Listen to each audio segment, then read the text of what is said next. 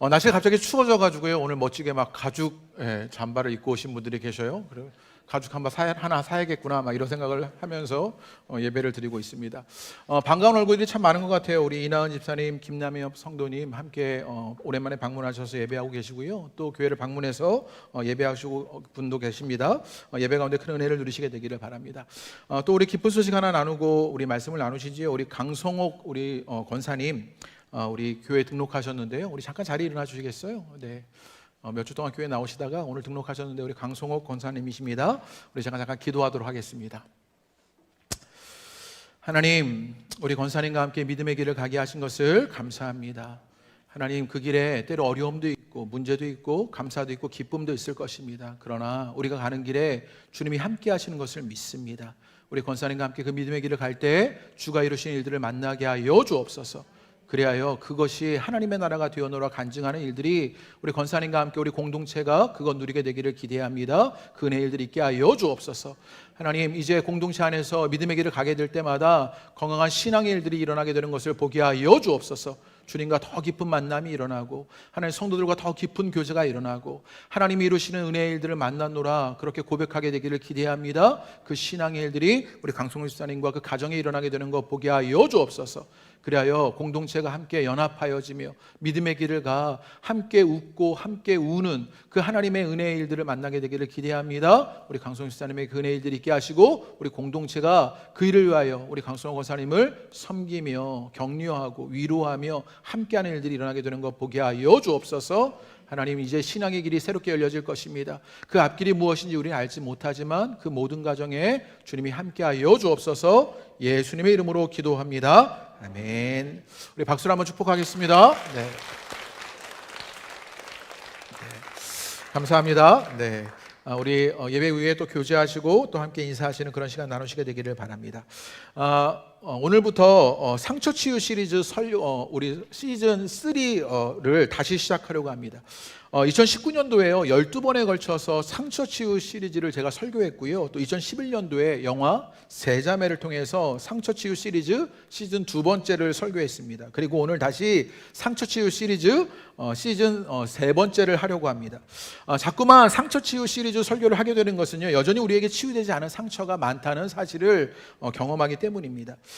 상처 치유 시리즈로 설교하려는 준비하는 첫 시리즈를 준비하는데 하필이면 어제 야구 결승이 있지 않겠습니까?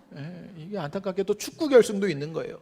축구 결승만 있었냐? 손흥민이 선발 출전해가지고요. 그 축구도 함께하고 있는 것이죠. 또 안성이라는 유명한 배드민턴 선수가 또 결승을 하고 있는 거죠. 설교를 준비할 수가 없습니다. 흔들리는 마음을 붙잡고 설교를 준비하려니 이때도 설교를 준비해야 하는 상처가 생깁니다. 결승전도 볼 수 없단 말인가? 그런 생각이 들면서요. 설교냐 축구냐 갈림길에서 주저하지 않고 축구를 봤습니다. 그렇게 금메달의 소식을 듣고 설교를 준비했습니다. 그래서 설교가 망하려나? 그런 생각을 하는데요. 아니겠지요. 오늘 설교를 도우실 성령님이 계신 것을 믿습니다. 감사합니다. 또 설교자가 상처받지 않게 여러분이 아멘으로 도와주실 것을 믿습니다.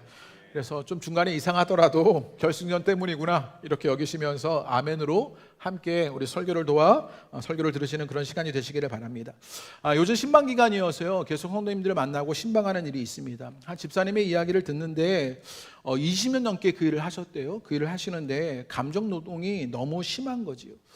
수많은 사람들을 상대하고 집에 와서는 감정이 모두 다 소진되어 버리는 것입니다. 그래서 불도 켜지 않은 채 소파 구석에 그림자처럼 앉아 있었노라고 그런 이야기를 하시는 거예요. 참 마음이 아파요. 먹고 사는데 그 모든 것이 다 소진되어 버려서 그저 먹고 살려고 하는데도 그것이 다 소진되어 버려서 그 어둠 속에 그림자처럼 지내야 하는 그 상처가 있는 것을 보게 되는 것이요. 어쩌면 먹고 사는 일에도 우리는 상처를 가득 안고 살아가는 것이 우리네 삶이 아닌가라는 생각을 하게 됩니다. 독일의 철학자 쇼펜하우어가 여력과 보유라는 책에서 한 우화를 소개하는데요. 어느 겨울날 밤 어둠 속에 고슴도치들이 오밀조밀 모여 있습니다. 추위에 벌벌 떨면서 조금이라도 몸을 녹여보려고 서로에게 가까이 다가갑니다. 그러자 서로의 등에 붙은 가시에 찔려서 인해 물러서고 마는 것이지요. 겨울밤 혼자서 견디기가 쉽지 않아 고슴도치들은요 다시 모여들고, 또 그렇게 모이면 또 찔리고 또 흩어지기를 반복하면서 온기를 느끼지만 가시에 찔리지 않을 그 적당한 거리를 발견하게 됩니다. 그래서 이 우화를 통해서 고슴도치 딜레마라는 그 심리학의 용어가 생겨나게 되었다고 합니다. 실은 우리도 그렇잖아요. 교회로, 공동체로 우리가 이렇게 모여 있습니다. 그런데 우리도 이 고슴도치 딜레마에 빠져 있는 것입니다. 가까이 가면 찔리고 멀리하면 춥게 되는 그런 반복들 속에서 기쁘고 감사해야 하는, 평화해야 할 공동체가 어쩌면 상처투성이 공동체가 되는 것을 보게 됩니다. 그뿐입니까? 우리가 교회에서 받은 상처가 얼마나 많습니까? 흔히 가나안 교인들이라고 말합니다. 이 가나안 교인을 뒤집으면 안 나가 교인들이죠. 교회를 안 나가게 된 이 가나안 교인들은 목회자를 통해서 받은 상처 때문에, 교회 리더들에게 받은 상처들 때문에, 또 교회의 세속적인 모습들의 상처들 때문에, 또 성도들에게 실망하고 상처받는 일이 있었던 것이요. 실은 이 가나안 성도의 이야기가, 이 안 나가 성도의 이야기가 남의 이야기만은 아닙니다. 여기 계신 분들 가운데 많은 분들이 가나안 교인의 출신들입니다. 교회에서 받은 절망과 상처로 마지막 보루처럼 찾아오신 분들이 여기에 계신 분들입니다. 제가 그런 분들에게 늘 이렇게 찾아오신 분들에게 뭐라고 설명드리냐면요, 제 산티나는 표현으로 개똥을 피하려다가 소똥을 밟은 격일 거다, 제가 이렇게 늘 표현합니다. 그런 일들 피하려고 왔는데 여전히 여기에서도 소똥을 밟는 일, 상처받는 일이 일어나는 것이지요. 교회에서조차 받는 상처가 있습니다. 목장 리더 모임 나눔을 하는데 한 청년이요, 교회 사역에 관한 이야기를 하면서 교회 사역이 때로 부담스럽기도 하고 또 하지 못했을 때는 죄책감에 시달리기도 한다는 거예요. 해도 문제고 안 해도 문제 아닙니까? 사역을 하지만 여전히 부담스러운 상처를 받기도 하고 하지 않으니 죄책감에 상처를 받기도 하는 것이 딜레마에 빠진 우리들의 신앙의 모습인 것이요. 그러면서 문제는 무엇이냐면요, 상처가 치유돼야 하는데 치유되지 않고 상처투성이의 피해자가 가해자가 되는 일들이 일어나게 되는 것이요. 피해자가 그렇게 가해자가 되는 악순환들이 우리의 삶에, 또 공동체 안에서 일어납니다. 이게 꼭 어떤 모습 같냐면요, 아버지에게 두들겨 맞고 자란 아들이 그 아들도 자라서 아버지가 되어서는 그 아들을 또 두들겨 패고 있는 일들이 일어나고 있는 것이요. 그렇게 우리 모두가 병들어가는 상처투성이의 일들이 일어나고 있는 것은 아닌가 돌아보게 되는 것이요. 상처를 받지만 신앙생활은 해야겠고, 그런데 그 상처는 해결되지 않고 어떻게 해야 할까요? 이런 딜레마 속에서 우리에게 정말 필요한 것은 주님이 우리에게 허락하시는 기적이 아닐까라는 생각을 하게 됩니다. 우리 가운데 정말 기적이 필요하구나. 그렇다면 그 기적 같은 치유가 우리 가운데 어떻게 일어날까요? 먼저 오늘 마태복음의 말씀에서 상처와 치유에 관한 이야기를 좀 나눠보려고 합니다. 그러면 오늘 마태복음에 이 상처를 치유받는 기적의 이야기가 등장하는데, 먼저 그들에게 어떤 상처가 있었냐 조금 구체적으로 살펴보시지요. 우리 5절과 6절 말씀, 그 상처가 무엇인지 함께 나누어 봅니다. 우리 5절과 6절 읽겠습니다. 시작. 예수께서 가버나움에 들어가시니 한 백부장이 나와 간구하여 이르되 주여 내 하인이 중풍병으로 집에 누워 몹시 괴로워하나이다. 여기서 상처 입은 사람은 누군지 너무나 잘 알지요. 당연히 하인이 중풍병에 걸려 괴로워하고 있으니 상처 입은 사람은 이 백부장의 종 하인입니다. 그것도 중풍병이니 가벼운 병은 아니었던 것 같아요. 그래서 뭐라고 표현되냐, 누워서 몹시 괴로워한다, 이렇게 표현하고 있습니다. 큰 병, 중풍병에 걸려서 누워서 괴로워, 몹시 괴로워하는 일을 겪고 있는 것이지요. 그렇게 겪는 고통이 아주 큰 이 상처 입은 이 백부장의 종의 모습을 보게 되는 것이요. 그런데 우리 중에도요, 갑작스러운 병으로 이런 몹시 괴로움을 겪는 이들이 참 많은 것을 보게 됩니다. 제가 설교를 준비하면서 우리 공동체 안에서 그렇게 그런 병 때문에 고통당하시는 분들을 하나하나 생각해 보니까 그 병명을 보면 암이기도 하고요, 심장병이기도 하고요, 허리디스크이기도 하고요, 어깨가 아프기도 하고요, 혈전이 잘못되기도 하고요, 뇌졸중이기도 하고요, 당뇨이기도 하고요, 고혈압이기도 하고요, 이석증이기도 하고요. 이런 육체의 질병뿐만 아니라 마음의 병도 얻는 것 아닙니까? 공황장애를 겪기도 하고요, 우울증을 겪기도 하고요, 불안장애에 빠지고요, 불면증에 잠 못 이루는 밤이 많고요, 조울증에 시달리는 이분도 있습니다. 우리는 이런 수많은 질병에 괴로움을 당하고 있는 것이요. 한 목사님이요, 이런 이야기를 했는데요, 고통 총량 불변의 법칙이다, 이런 이야기를 했습니다. 모든 사람이 아프고 모든 사람이 고통스럽다라는 이야기입니다. 또 큰 병이나 작은 병이나 암이나 감기나 우리가 겪는 겪는 고통의 총량은 크게 다르지 않다는 거예요. 어쩌면 우리 모두는 그렇게 병들어서 또 갑작스러운 그런 병 때문에 아파하면서 고통스러워하고 상처받는 일들 우리 가운데 일어나게 되는 것이에요. 그런데 오늘 마태복음은요, 이런 질병에서 오는 상처만을 말하지 않습니다. 5절부터 시작해서 5절과 6절을 읽은 이유가 있어요. 지금 예수님께 나온 사람은 누구냐면 백부장이다. 5절이 우리에게 이렇게 알려줘요. 그리고 병을 앓고 있는 사람은 백부장의 종입니다. 이 백부장은 누구를 말하냐는 것이냐면 로마 군대의 지휘관입니다. 그래서 군대의 지휘관이 되어서 군인들을 이끄는 지휘관이었던 것이지요.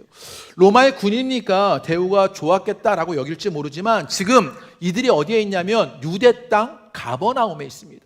로마의 군인이 지금 파견되어서 유대 땅 가버나움에 있는 것이지요. 그런데 이 유대 사회는요, 이방인을 배타적으로 여기는 그런 강력한 배타적 의식이 있는 사람들이 이 유대인들이었거든요. 그래서 이 유대인 사회에서 이방인으로 살아가는 일이 쉽지가 않았습니다. 게다가 이 백부장의 종은 병까지 걸린 것이지요. 그들은 육체는, 그래서 물리적으로는 가버나움에서 살고 있었지만 그런데 정서적으로, 종교적으로 그들은 이방인이었고, 그래서 어쩌면 그 사회에서, 그 공동체에서 가장 멀리 있는 사람들이 그들이었던 것을 보게 되는 것이에요. 그래서 이방인이었던, 또 이방인의 종되었던 이들은요, 결코 신뢰할 수도 없고 통할 수도 없었습니다. 상종할 수 없는 사람이 되었던 것이죠. 게다가 이 백부장의 종은 말 그대로 종이었습니다. 그 사회에서 가장 낮은 자리, 천박한 일을 해야 했던 사람이 이 백부장의 종이었던 것이지요.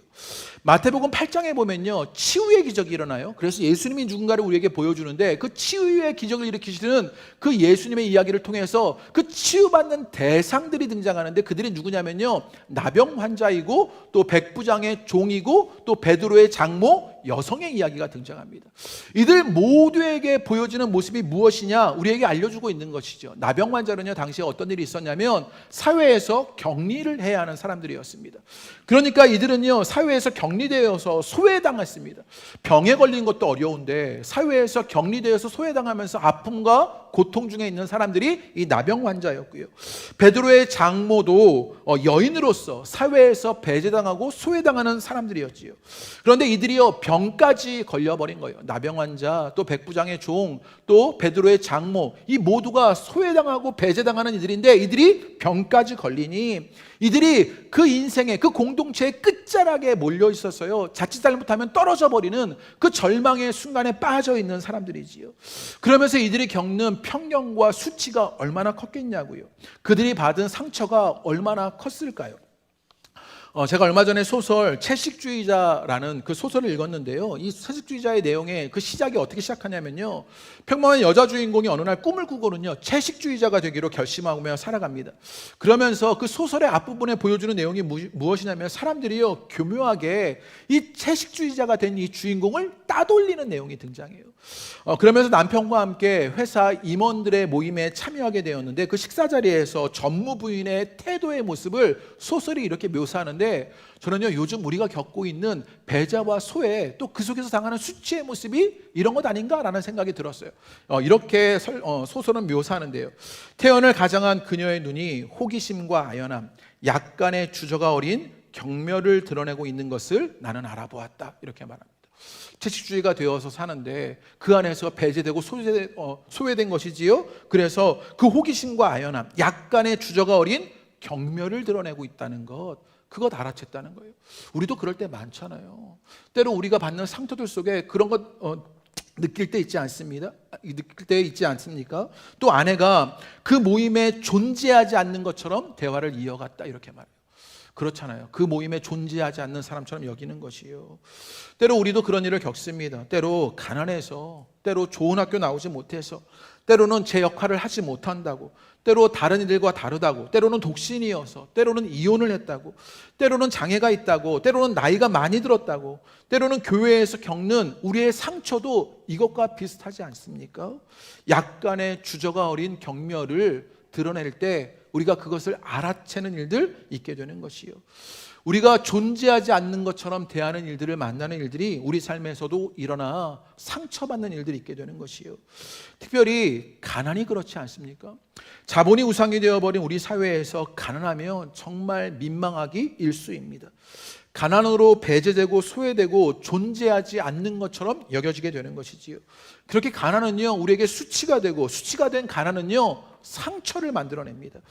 그래서 그게 무서워서 악착같이 돈을 벌고 취직하려고 애쓰고 버텨내며 사는 것, 그것이 우리의 일이 아닙니까? 그런데 그렇게 버텨내다가도 오히려 상처를 받는 일들 우리 삶에 일어나게 되는 것이요. 이런 질병의 상처가 우리 가운데 있습니다. 소외와 배제의 상처가 있고요, 수치의 상처에서 그렇다면 어떻게 치유가 일어날까요? 오늘 마태복음은요, 그 치유의 과정을 우리에게 보여주는데 이제 그 치유가 공감으로부터 시작되는 것을 보게 됩니다. 우리 5절에서 7절 말씀 우리 다 같이 한번 읽어보지요. 5절에서 7절 다 같이 읽겠습니다. 시작. 예수께서 가버나움에 들어가시니 한 백부장이 나와 간구하여 이르되 주여 내 하인이 중풍병으로 집에 누워 몹시 괴로워하나이다. 이르시되 내가 가서 고쳐주리라 라고 말합니다. 백부장은요, 자신의 종을 위해서 예수님을 찾아가 고쳐주기를 간구합니다. 자기를 위해서가 아니에요. 자기를 위해서 예수님께 찾아간 것이 아니라 자기의 종을 위해서 예수님께 나아가 간구하고 있는 것을 보게 됩니다. 얼마나 긍휼함이 많은 사람이에요. 얼마나 겸비한 채로 겸손한 마음으로 주님 앞에 무릎 꿇고 있는 그 백부장의 모습을 보게 되는 것이요. 백부장에게 이 하인은 아마 매우 중요한 사람이었던 것 같습니다. 특별히 6절을 보면 그것을 알 수 있는데, 여러분, 일반적으로 종을 뜻하는 헬라어 단어는요, 둘로스라는 말이에요. 하인이라는 거예요. 그래서 6절에 하인이라는 말은 둘로스로 쓰여지지 않았어요. 뭐라고 쓰여졌냐면 파이스라는 헬라어 단어가 쓰였는데, 이 파이스라는 말에는요, 아들의 뜻도 담아두고 있습니다. 그러니까 이 백부장은요, 이를 누구라고 생각했냐면 종이었지만 아들처럼 여기는 그런 각별한 사이였다는 것을 알게 되는 것이지요. 백부장은 그 아들같이 여기는 그 종의 아픔에 공감하는 사람이었습니다. 그래서 예수님께 나아가 간구하는 것이지요. 실은 우리도 공감합니다, 이런 말들 자주 쓰지요.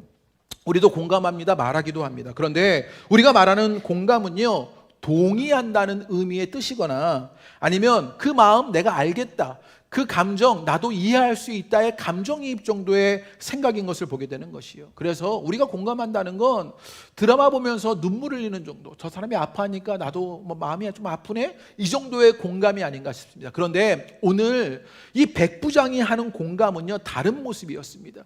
한 사람이 다른 사람에게 자기를 열어두고 있는 것이지요. 그래서 그 백부장의 종에게 자신을 열어두고 예수님에게 자신을 열어두어 나가는 그 자신을 열어둔 상태의 공감을 보게 되는 것이요. 그래서 다른 이들의 고통에 함께 아파하고 그 고통을 덜어주기 위해서 수고를 마다하지 않는 공감이었던 것을 보게 되는 것이요. 백부장은요, 종의 고통에 상처에 나몰라라 하지 않았습니다. 그 고통을 덜어주기 위해서 할 수 있는 일을, 수고를 마다하지 않는 공감을 하게 되는 것이요.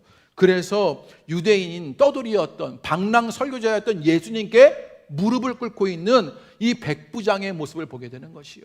우리 가운데도 이 공감이 일어나게 되기를 주님의 이름으로 축복합니다. 자기를 열어두는 것이지요, 함께 아파하는 것이지요, 수고를 마다하지 않는 공감, 공동체가 그 공감으로 함께하게 되자 치유의 기적이 시작되는 것들을 보게 되는 것이요. 이쯤 되면 제가 늘 인용하는 이 말을 인용하지 않을 수가 없는데, 신영구 선생님의 감옥으로부터의 사색의 글입니다. 돕는다는 것은 우산을 들어주는 것이 아니라 함께 비를 맞으며 함께 걸어가는 공감과 연대의 확인이라고 생각합니다.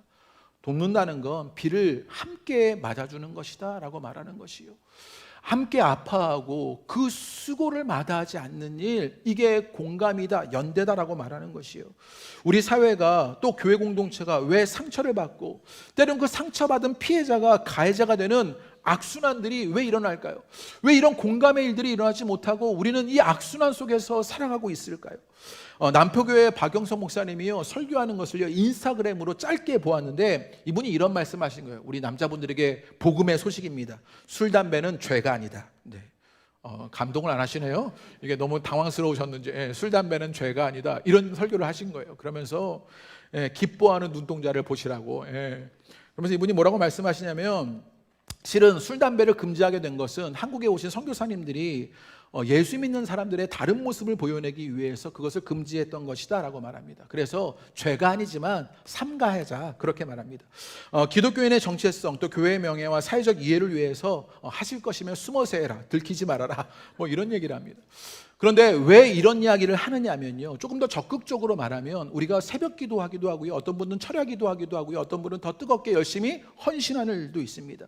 또 어떤 분은요, 술 담배 하지 않으면서 경건 생활하면서 신앙생활 하시는 분도 있죠. 그런데 이런 신앙의 일들이 어쩌면 자기 확신이 되어서 심판할 권리를 만들어 놓고 있는 일들이 교회 안에 있다고요. 나는 술 담배 안 하는데 저 집사는 술 담배 안 해? 그러면 심판할 권리를 만들어내는 일들이 교회 안에 일어나고 있다고요. 교회에는 용서가 있고 온유하고 섬기는 일이 있어야 하는데 그런 일은 일어나지 않고 옳은 사람의 손가락질만 남은 것, 교회 안에 일어나고 있는 것 아닌가라고 말합니다. 그러다 보니 교회에서 깊은 교제가 일어나지 못합니다. 교회에서 속도 놓고 얘기할 사람이 없고 위로받을 사람이 없고 서로 격려하는 일이 사라져버린 것이요.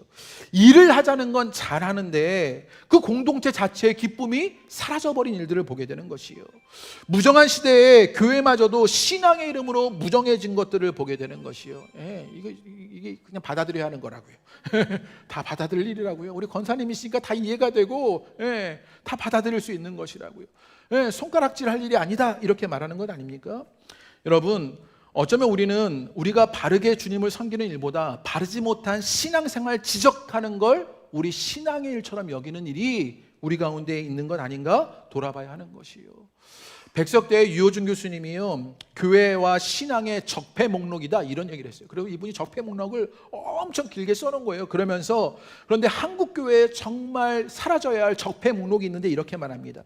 한국 교회에 만연해 있는 자기중심적 신앙의 풍조다 이렇게 말합니다. 현대인들은 철저하게 나는, 나를, I, my, me 를 중심으로 하는 오로지 나 제너레이션, 미 제너레이션들이다 이렇게 말합니다. 모두가 자기중심적 사고에 물들어 있는 것이지. 어쩌면 우리는 인류 역사상 가장 자기중심적 문화 안에 살고 있습니다. 자기 성취, 자기 만족, 자기 발전은 우리 시대의 중요한 목표가 되었습니다. 이런 자기중심적 문화는 자연스레 자기중심적 종교회를 생산한 일이 일어나게 되었다고요. 그러면서 우리가 늘 신앙생활하면 이런 질문을 한다는 거예요. 예수가 나를 위해 무엇 해줄 수 있을까? 내가 예수 믿으면 예수가 내게 무엇 해준다는 것입니까? 교회에 나가라고 하셨으니 교회에 나가보겠는데 교회가 나를 위해 무엇 제공합니까? 나 중심적인 사고, 뼛속까지 내가 우리 신앙에 담겨 있는 것, 이것 적폐라고 말하는 것이에요. 그래서 내가 기분 좋으면 좋고 내가 기분 나쁘면 나쁜 것입니다. 내가 오늘 말씀 들었는데 내게 와닿으면 은혜 받은 거고요, 내가 오늘 말씀 들었는데 내게 와닿지 않으면 은혜 없었다고 말하는 것, 그렇게 나 중심적인 신앙의 일들만 하는 것이 오늘의 우리 신앙이 된 것 아니냐고요. 그러다 보니 예배의 초점도 우리는 내게 있습니다. 내가 영감받아야 하고 내가 한 주 동안 살아갈 원동력을 얻어야 하고 나를 위해 예배가 존재하게 되는 것이요. 예배 중심도 하나님이 아니고 나인 것을 보게 되는 것이요. 우리에게 상처만 남고 치유가 없는 것은 어쩌면 무정한 시대, 교회마저, 우리마저도 자기중심적인 신앙으로 나를 열어주지도 않고 고통에 함께 아파하지도 않고 수고하려도 않기 때문은 아니었을까요? 종의 상처가 치유될 때 이 백부장의 모습을 기억하시게 되기를 바랍니다. 나를 열어줍니다. 함께 아파합니다. 그 수고를, 그 고통을 덜어주는 수고를 마다하지 않는 일들, 그 공감 속에서 치유가 시작되는 일들을 보게 되는 것이요. 우리 공동체 안에 이 치유의 일들이 일어나게 되기를 주님의 이름으로 축복합니다. 우리가 그 공감하는 백부장의 신앙의 길을 가기 때문인 것이지요. 그러면 오늘 백부장의 종을 치유하는 이야기에서 이 오늘 말씀을 가만히 보면요, 이 치유의 모습은요 아주 간결하게 묘사돼요. 내가 가서 고쳐주리라 7절에 이렇게 말하고 치유의 이야기가 쉽게 끝나고 그 과정에서 백부장의 모습을 오히려 장황하게 설명하는 것을 보게 됩니다. 이것이 무엇이 치유의 기적으로 이끌고 있는지를 우리에게 보여주는데요, 우리 5절 말씀에 보면 이렇게 시작했어요. 한 백부장이 나와 간구하여 라고 말합니다. 하인의 괴로움에 공감하고 해결을 위해서 오해를 무릅쓰고 예수께 나와 간청하고 있는 것이에요. 여러분, 당시 시대 상황 속에서 생각해 봐야 한다고요. 당시요 시대 상황에서 로마 제국이 이 유대 땅을 지배하고 있던 땅이에요. 예수님은요 이 유대 땅의 방랑 설교자였을 뿐이에요. 그리고 이 로마의 백부장은 이 군대의 지휘관이었던 것이지요. 그렇다면 로마의 백부장이라면 유대인이었던 예수님에게 간청이 아니라 명령을 했었어야 할지 모릅니다. 그런데 지금요 백부장은 어떻게 해요? 간구해요. 예수님께 간구하고 빌고 있는 것이지요. 그 모습 속에서 우리가 알 수 있는 것은 이 백부장이 예수님을 어떻게 생각했느냐, 그것 알 수 있는 것이지요. 그리고 7절과 9절 말씀 우리 다시 한번 읽어보죠. 7절에서 9절 말씀 읽어보겠습니다. 시작. 이르시되 내가 가서 고쳐주리라. 백부장이 대답하여 이르되 주여 내 집에 들어오심을 나는 감당하지 못하겠사오니 다만 말씀으로만 하옵소서. 그러면 내 하인이 낳겠사옵나이다. 나도 남의 수하에 있는 사람이요 내 아래에도 군사가 있으니 이더러 가라 하면 가고 저더러 오라 하면 오고 내 종도로 이것을 하라 하면 하나이다 라고 말합니다. 예수님이 7절에 내가 가서 고쳐주겠다. 백부장이요 백부장의 종을 위해서 간구하니까 예수님이 내가 가서 고쳐주겠다 이렇게 말하는 거예요. 그러면 좋은 일 아니에요? 예수님 어서 오십시오. 예수님이 오셔서 우리의 종을 고쳐주면 너무나 감사하겠습니다. 제가 식사 대접할게요. 이랬어야 할 것 같은데 백부장은요 예수님이 내가 가서 고쳐주겠다는 그 말씀에 당황합니다. 이 백부장은요 거기에 당황하고 있는 것이지요. 왜 그랬냐? 이 백부장은요 군인이었습니다. 그러니까 철저하게 계급사회에 있던 사람이에요. 상하관계 안에서 누군가 명령하면 그 명령을 따를 일들을 순종하는 일들이 그 몸에 배어있었던 사람인 것이죠. 그래서 예수님이 방문하는 것 대신 명령할 것을 요청하고 있는 것을 보게 됩니다. 어떻게 그럴 수 있었냐? 예수님의 권세를 알아봤기 때문입니다. 그 지휘자가 이제 그 상하관계에서 그 지휘자가 가지고 있는 권세가 무엇인지 알아. 그 계급사회에서 그것을 잘 알고 있었던 백부장은요 예수님의 권세를 알아보았던 것이지요. 예수님에게 그 치유의 능력이 있으시구나. 예수님에게 그 놀라운 권세, 세상을 통치할 자가 예수님이시구나. 그 권세를 알아보는 일이 백부장에게 있었다고요. 그래서 그 권세를 인정하는 믿음으로 명령하라고 그렇게 말씀드리고 있는 것이요. 그렇게 백부장은요 예수님을 무한히 신뢰합니다. 예수님이라면 그 종의 병을 외면하지 않을 것이라고 확신했기 때문에 그렇게 주님 앞에 엎드려서 그 명령을 받고 있는 것이요. 이번 주에 신방 예배를 드리면서 요한복음 2장의 말씀을 나누었는데 제게도 은혜가 되더라고요. 제가 말씀을 하고 제가 은혜가 되었는데요. 물이 포도주로 변하는 기적의 말씀을 나누었습니다. 포도주가 떨어지는 혼인잔치에 포도주가 떨어지는 결핍의 일들이 일어나는 것이죠. 이게 우리의 상황이라고요.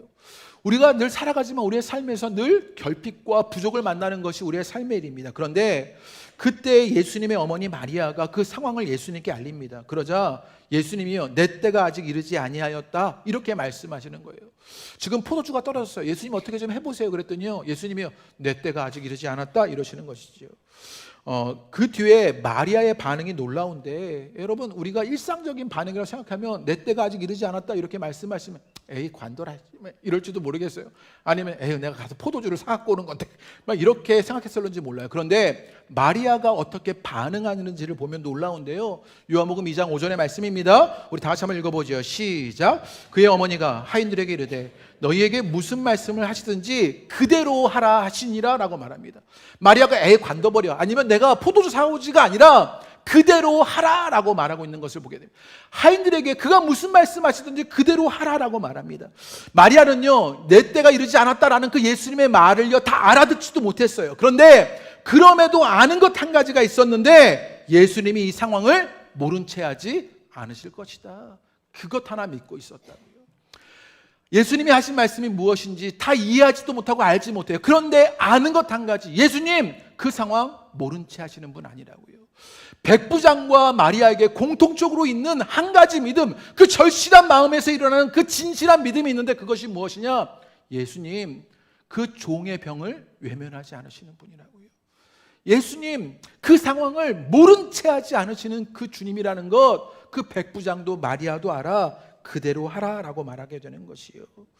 백부장도 마리아도 예수님이 모른 채 하지 않으실 것이라는, 종의 병을 외면하지 않을 것이라는 것을 확신했기에, 예수님에게 그 치유의 권세가 있다는 것을 알아보고 인정했기에 주님 앞에 엎드리고 있는 것을 보게 되는 것이요. 우리에게도 이 믿음의 일들이 일어나시게 되기를 주님의 이름으로 축복합니다. 다 알 수 없지요. 다 이해하지 못해요. 그러나 우리를 외면하지 않으신다. 우리의 상황을 모른 채 하지 않는 주님이시다. 그래서 주님 앞에 오늘 또 우리는 간구할 수 있는 것, 내 상처를 주님 앞에 내놓을 수 있는 것이요. 그래서 그 믿음 우리 가운데 있어야 할 일을 보게 되는 것이요. 김기성 목사님은요, 그래서 믿음의 일을 이렇게 얘기합니다. 믿음은 51%의 가능성을 신뢰하는 것이 아니다. 믿음은 확률놀이가 아니다. 마음에 절실함이 없다면 믿음도 없다. 절실한 마음에서 진실이 나온다, 이렇게 말합니다. 절실한 마음이 없으면 믿음도 없대요. 절실한 마음에서 진실이 나온대요. 그렇지 않습니까? 그러면서 그 책에 보면요, 한 살림을 만든 시민운동가이고 서화가인 우리 장일순 선생님의 일화를 소개합니다. 어떤 일화가 있었냐면, 초겨울에 저녁에 이 술 한 잔을 거치고 이 선생님과 제자가 쌀쌀한 거리를 걷고 있었습니다. 갑자기 이 선생님이 한 곳을 물끄러미 바라보는 거예요. 어디를 물끄러미 보나 했더니 군고구마 포장마차를 물끄러미 바라보고 있는 것입니다. 제자가 군고구마를 드시려나 보다 싶어서 물으니까 아니라고, 그게 아니라고 그렇게 대답합니다. 그러면서 걸음을 멈추고 그 군고구마 가게를 보고 있는 이유를 설명하시는 거예요.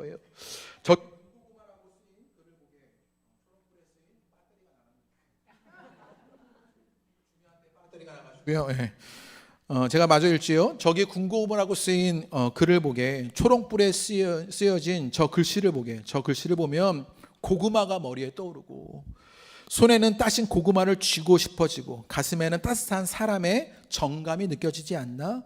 결국 저 글씨는 어설프게 보이지만 저게 진짜고 내가 쓴 것은 죽어있는 글씨야, 이렇게 말합니다. 그 군고구마라는 글씨가 군고구마를 생각나게 하고, 군고구마를 쥐고 싶고, 군고구마를 사게 만드는 것, 그 절실함이 진짜를 만들어내는 것 아니냐, 이렇게 얘기합니다. 그러면서 자식들을 데리고 살아야 하는 이가 절박한 심정으로 한자 한자 써내려간 글씨에서 장 선생님은 삶의 진실을 보고 있다, 이렇게 얘기합니다.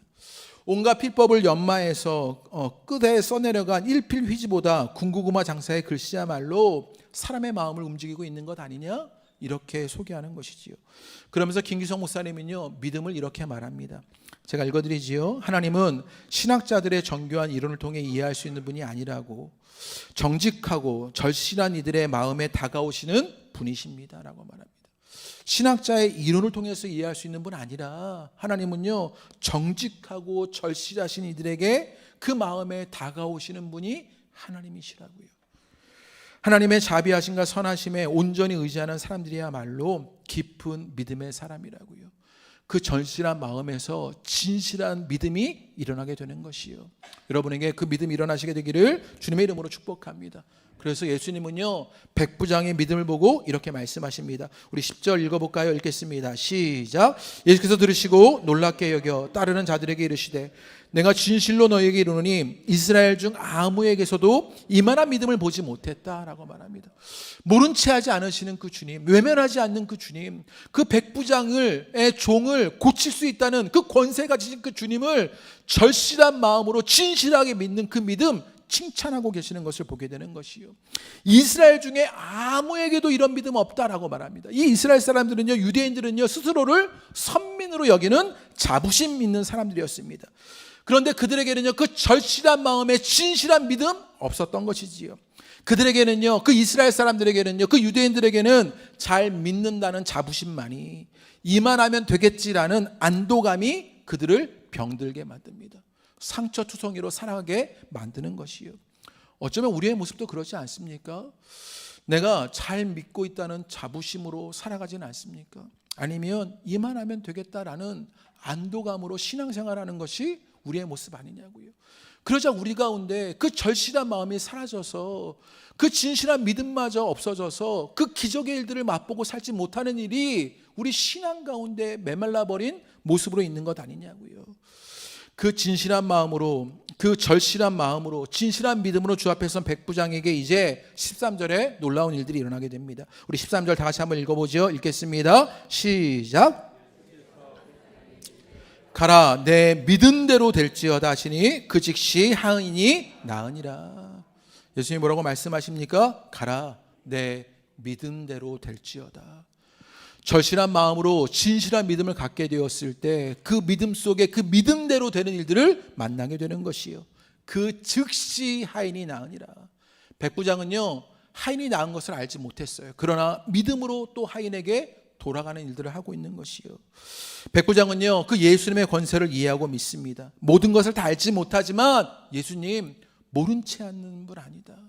우리를 외면하는 분 아니다. 그것 하나 확실합니다. 절실한 마음으로 진실한 믿음으로 그렇게 주님 앞에 서자 상처 치유의 기적을 만나게 되는 것이요. 이 은혜의 역사가 여러분 가운데도 일어나 계시게 되기를 주님의 이름으로 축복합니다. 우리 모두도 상처투성이 아닙니까? 질병으로 아픔 당하고 가난으로 수치를 당하고 소외되고 배제되는 일들이 있고요.